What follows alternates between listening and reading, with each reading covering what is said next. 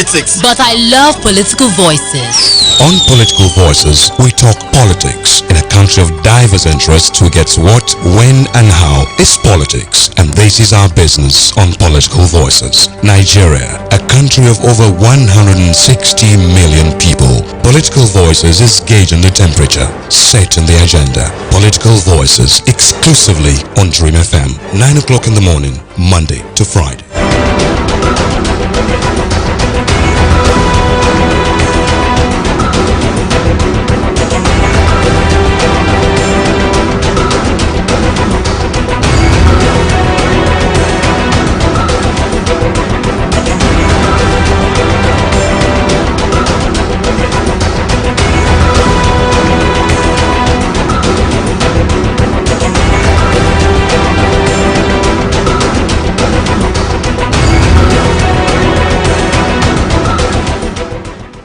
Good morning and welcome to Political Voices on 92.5 Enugu's Dream FM. Political Voices is a session of comments, interviews and analyses of trending political stories as they affect and shape the world around you. Today is Friday and this morning we are paying attention to the political crisis in Mali and how it is panning up for democracy and the restoration of constitutional order in Africa. All right. And when we talk about this, there are a few other things that are cropping up in the political landscape in Nigeria. We will quickly take those before we get to the discussion.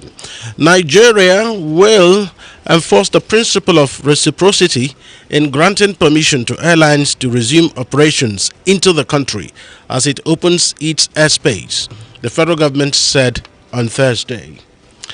According to the government, what this means is that only airlines from countries that allow flights from Nigeria will be allowed to fly into and out of Nigeria. It specifically stated that airlines from the European Union would not be allowed into Nigeria as the EU had recently banned flights and visitors from Nigeria. Moving ahead, the chairman, Information and Voter Education Committee, Independent National Electoral Commission, Festus Okoye, has assured the people of Edo and Ondo states of INEC's determination to conduct peaceful and credible elections, noting that anything to the contrary would create a constitutional logjam. Okoye spoke at a sensitization forum for the media in Benin on Thursday. He said political parties and all the critical stakeholders in the electoral process must see the conduct of these elections as a national project that must be executed in strict compliance with all the safety protocols. Those are some of the issues rearing their heads from the political space, or the matters arising from the political space. Do remember, we are streaming live on 3 platforms. We're on YouTube. You can go to our YouTube channel on Dream TV Enugu. That is Dream TV Enugu, and you can subscribe to our YouTube channel. That's what it is. Subscribe to our YouTube channel, Dream TV Enugu. Remember to turn on notification. And you also can watch us live on Facebook, 925 Dream FM, and on Twitter at Dream925FM. You can, of course, send a WhatsApp message on 0902 0020 925.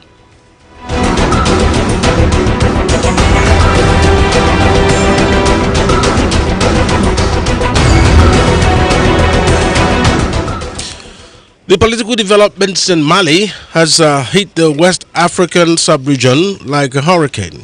Recall that former President Jonathan has been shuttling at the behest of President Muhammadu Buhari. He has become the official envoy for the peacekeeping or peace talks or intervention talks in Mali. But it turns out that those discussions did not yield results because finally the military intervened in Mali and unquote, forced the president to tender his resignation. Now, a number of countries are paying attention to what is happening in Mali.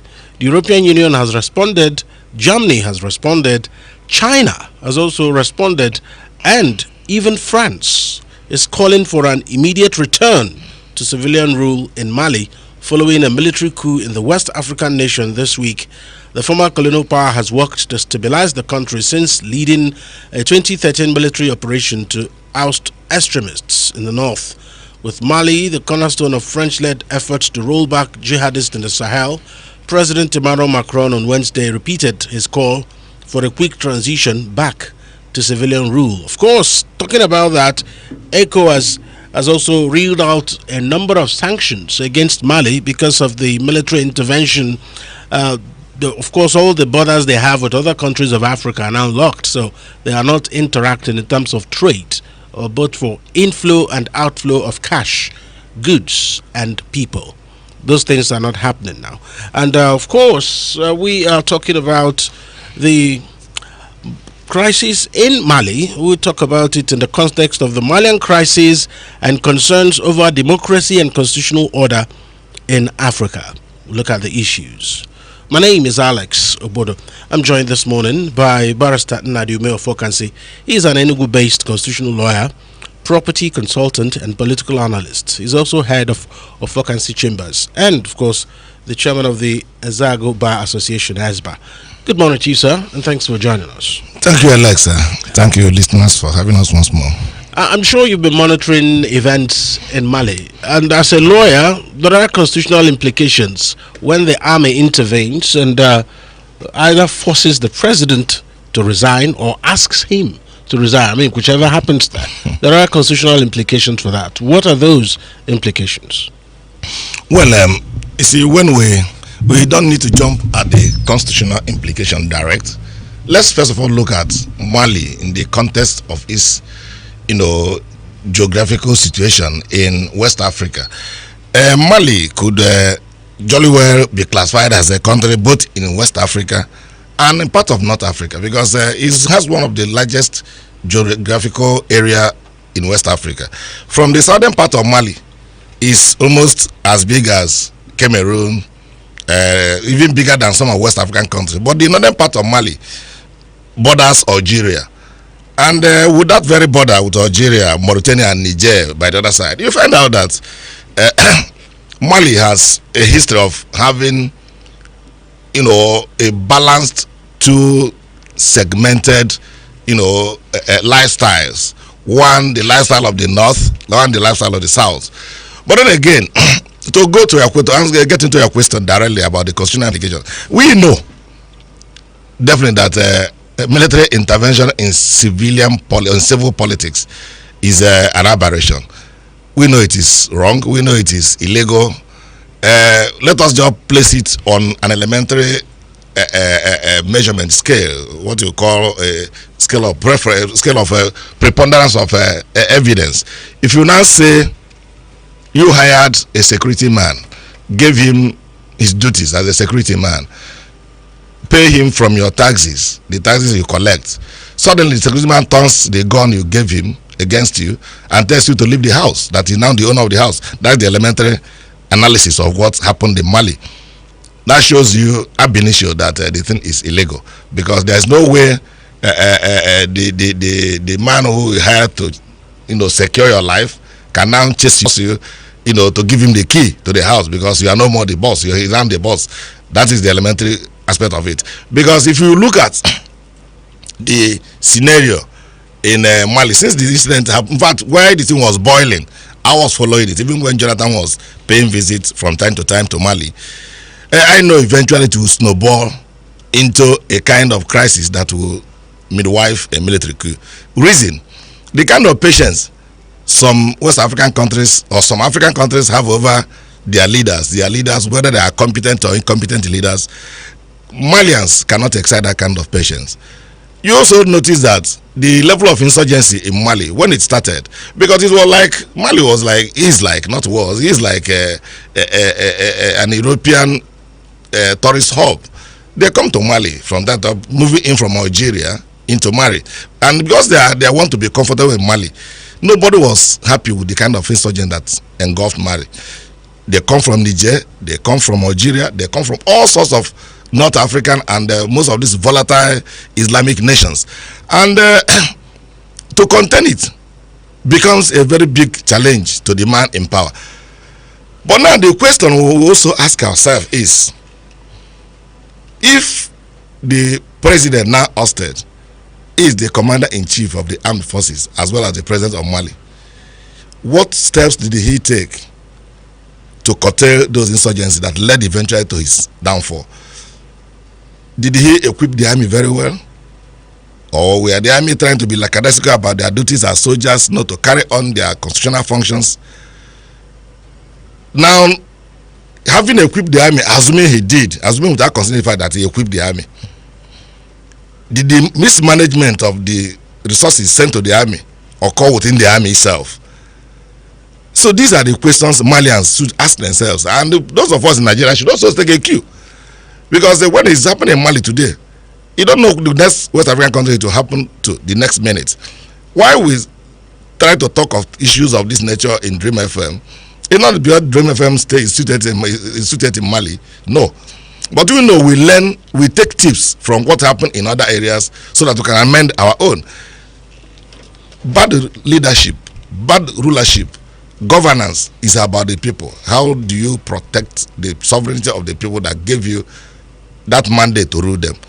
If you are not doing it the right way it should be, and people are being slaughtered every day in the streets, the end point usually is things of this nature, whether legal or illegal. Of course, it is illegal. We don't need to say there's no way you can justify a coup and say a coup is legal. Whoever wants to rule any country should go and contest election. You can recall that in 1983, the president of Nigeria had a coup, which he ousted Shagari. Today, he saw that is, he didn't see the sense in what he did by ousting the man using military force. He now came back and tested the Nigerian political waters by contesting an election. Luckily for him, I think it was in 2015, he won. And he stood the president of Nigeria today. Remember, he was the first person who organized that coup that took Shagari out of office after we had a long spell with the military regime. But that's by the way. What we are saying is that within that context of his military experience and civilian experience, is he doing anything better than what was happening in Mali before the military struck in Mali? If the present government in Nigeria is doing anything better than what was happening in Mali before this military intervention, we are here to judge ourselves. This is a phone-in program. We will listen to our contributors, let them put in their opinion. But I still say, and I maintain it, that you have to learn from the mistakes of your brothers. Insurgency doesn't pay anybody any good. You see, every day we bury our people in mass graves. There's no civil war in Nigeria. But people who are dying now, I think they are gradually equaling the people that died between 1967 and 1970 during the Nigerian Civil War. So it is not a good omen for any country at all, Mali or Nigeria, or any country whatsoever. So there is no way we can justify bad governance. But I also still say that the military, ordinarily, what they could have done is angle for a bigger budget to equip the military to fight the insurgency and not to remove the man. Removing the man is not the solution, because it will even compound the problem in Mali. It has already compounded it. The whole world has locked them up because he can't go into Mali, he can't come out of Mali, nobody is trading with them. And as it stands, if you recall the experience of one of our military head of state, Abacha, I think there was I remember the country, there was this kind of military coup in that country. He moved soldiers from Nigeria here and went and told the man, restore democracy. Remember, he was a military man here in Nigeria. But he went to that country that had a coup. I told them, it's no more fashionable to have military coups. Let's restore the man that you removed. They restore the man. He used the military force here. But I don't think the ones we have here now can justify it, because they are also not getting the thing right here in their own country, Nigeria. Let me pause here for a while. All right. So we've been monitoring issues in Africa. What seems to be the problem? When someone takes power and he runs for maybe